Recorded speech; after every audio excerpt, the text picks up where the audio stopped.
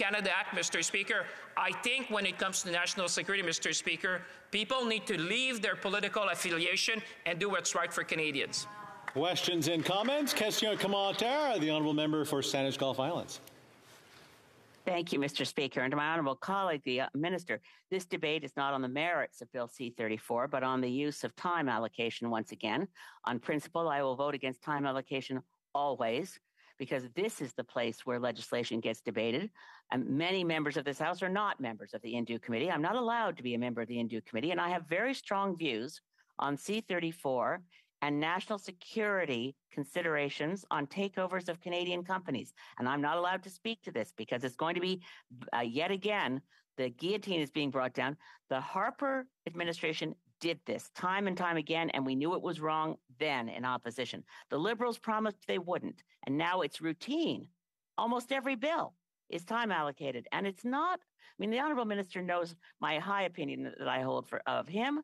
I want to be able to discuss this legislation. I was the first MP in this House to identify that the takeover of ACON by the People's Republic of China should have had a national security review. For a long time, I was the lone voice, and we finally got it, and the deal was turned down. I care about this stuff, and I really think every member of this House has a right to participate in debates, and time allocation defeats that right.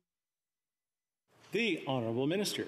Mr. Speaker, I'd like to thank the member, and she knows how much I like her, and our contribution to this House is well known to all members. But, Mr. Speaker, I want debate. Actually, we won debate. Let me say there was 20 hours of debate in this House, 20 hours of debate at committee, 11 meetings at committee, 44 witnesses, Mr. Speaker. I agree that we need debate. I believe in that, but there's also a time where we need to act. My colleague from the NDP said it best before. She said, but consistently, systematically, and regularly, the Conservatives are using delaying tactics, so this House does not move bills forward. That is not democracy, Mr. Speaker. In a democracy, you need to debate, you need to think, you need to make sure that every voice is heard. But also, Mr. Speaker, the duty of every member is at one stage is to vote. We need to vote once, on these bills so that they can move forward, so that they can be seen by the Senate and hopefully get royal assent. But, Mr. Speaker, like I said, there comes a time in a democracy and in this House that we need to move forward, particularly when it comes to national security. I would not know how to explain to Canadians in the street that people agree, but yet they don't want to vote.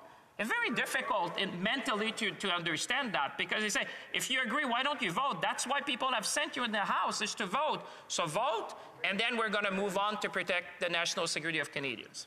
Questions and comments? Question et commentaire. The Honourable Deputy de Shefford. The Honourable Member for Shefford.